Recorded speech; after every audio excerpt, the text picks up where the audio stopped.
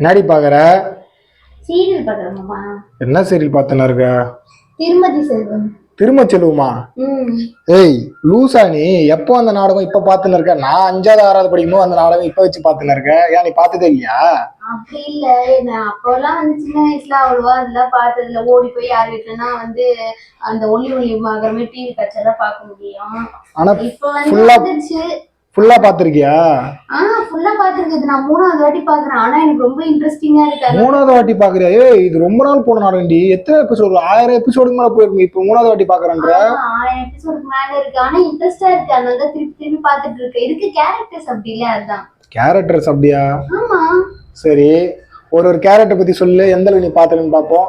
Actually வந்து பார்த்தோன்னா இந்த சீசன் 3வது வாட்டி பாக்குறதுனால இந்த கேரக்டர்ஸ் அப்படியே ஈஸியா தெரியும். சஞ்சய் வந்து செல்வம் கேரக்டர்ல பண்ணிருப்பாங்க. சூப்பரா ஆக்ட் பண்ணிருப்பாரு. ஸ்டார்டிங்ல எல்லாம் வந்து ஒரு ரொம்ப நல்ல ஒரு ஃபேமிலிக்காக நிறைய இது பண்ணி நானும் பாத்திருக்கேன். ரொம்ப ரொம்ப ரொம்ப நல்ல மனுஷன் மாதிரி தான் இந்த கேரக்டர் கொடுத்திருப்பாங்க. அதே மாதிரி வந்து அபிதா அவங்க வந்து அர்ச்சனா கேரக்டர்ல பண்ணிருப்பாங்க. ஓ, அந்த செல்வத்தோட வைஃபா பண்ணிருப்பாங்க. அவங்க வந்து சேது படத்துல நடிச்சிருக்காங்க ஏற்கனவே. சோ அதுல இருந்தா எல்லாருக்குமே தெரியும். அப்புறம் வந்து இன்னொரு சீரியல் பண்ணிருக்காங்க, தங்கமான புருஷன் அப்படின்னு இன்னொரு. ஆனா அந்த அளவுக்கு அதுல பெருசா தெரியல. ஆனா இதுல வந்து அவங்க நல்லா சூப்பரா இது நினைக்கும் போதுதான் அவங்களுக்கு மேரேஜ் ஆச்சு. யாரு கூட? செல்வத்து கூடயா?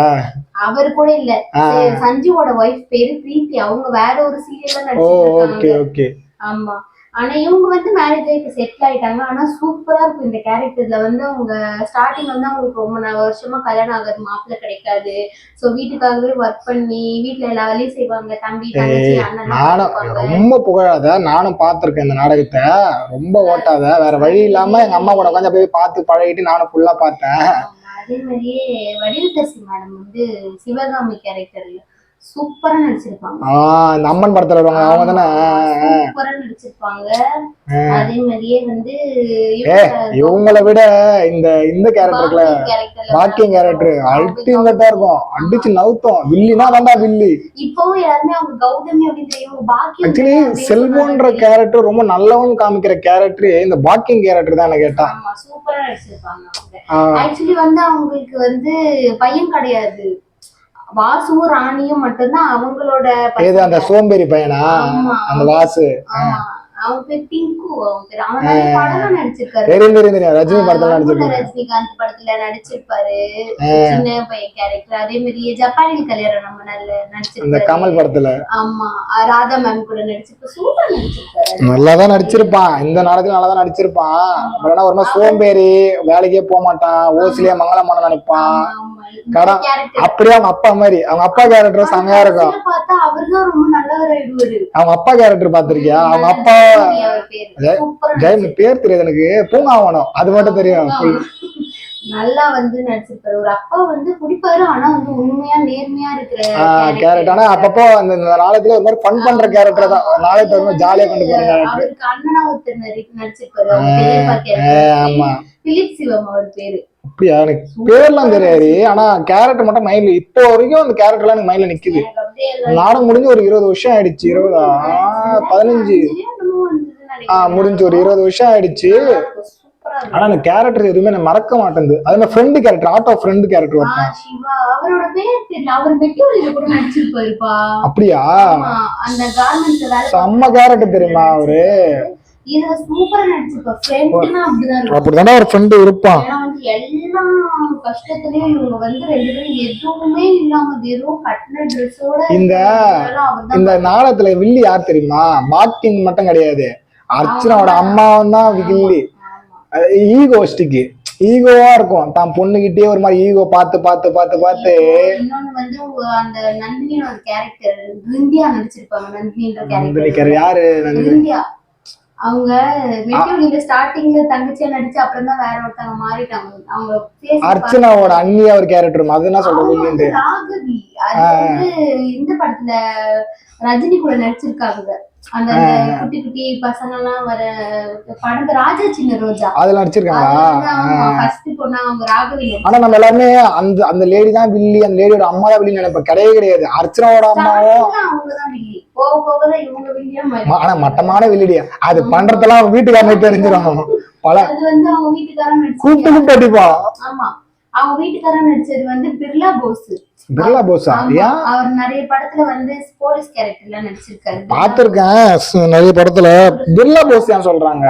அவர்தான் பிர்லா போஸ் தான். அதுல ஜெயந்தியோட ஹஸ்பண்டா ராகவியோட ஹஸ்பண்ட் நடிச்சிருப்பாங்க. நல்லா இருக்கும். எனக்கு எப்பெல்லாம் ஜெயந்தியை கூப்பிடுறானா ஓகேடா அரை விழா போதுடா பலான்னு விழா. அது சூடு சொன்ன அடி வாங்கிட்டு அடுத்த செகண்ட் வேற ஒரு பிட்ட போடும். மாட்டிக்கும், இது ஈஸியா மாட்டிக்கும். வீட்டுக்காரிட்ட எல்லாத்தையும் மாட்டிக்கும். ஆனா வந்து எஸ்கேப் ஆயிடும். எஸ்கேப் ஆயிடும். குழந்தைய காரணம் காமிச்சு ஓடிடும்.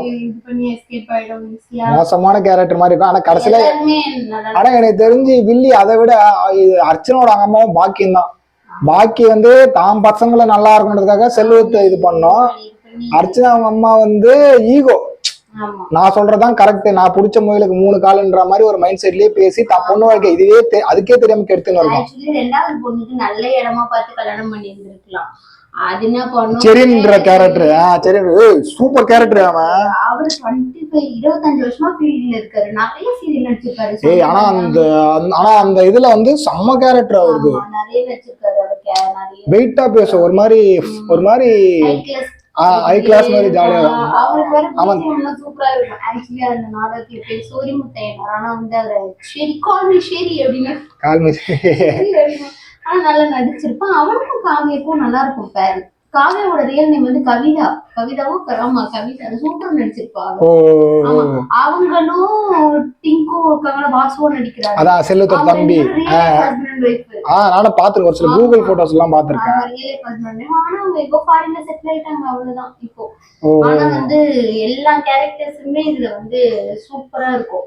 ஆனா ஒண்ணு தெரியுமா, அர்ச்சனாக்கு போற 45 பவுன் நகையை வச்சே காவியா கல்யாணம் பண்றாங்க, பிரியா கல்யாணம் பண்றாங்க, செல்வத்தோட தங்கச்சி கல்யாணம் பண்றாங்க. அந்த ஒரு 45 பவுன் நகை எல்லா கல்யாணத்துலயும் யூஸ் ஆகும். நாடகம் முடிகிற வரைக்கும் அது யூஸ் ஆகும்.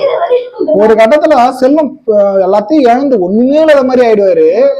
அதுக்கப்புறம் திரும்பி ஒரு ரோட்ல வந்து மெக்கானிக் போட்டு அப்புறம் ஒரு ஃப்ரெண்ட புடிச்சு டெவலப் பண்ணி கார் விற்கிற வேலைக்கு போயிட்டு அப்புறம் நந்தினி ஒரு கேரக்டர் வந்து பணக்காரன் ஆயிட்டு கடைசியில இந்த நந்தினி மேல ஆசைப்பட்டு.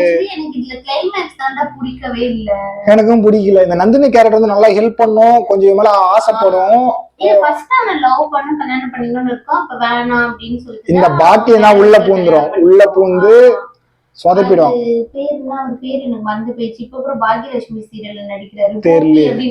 அப்படியா? எனக்கு பெருசா அவர் கேரக்டரா ஞாபகம் இல்ல. நந்தினி கேரக்டர் கொஞ்சம் வெயிட்டான கேரக்டர் தான்.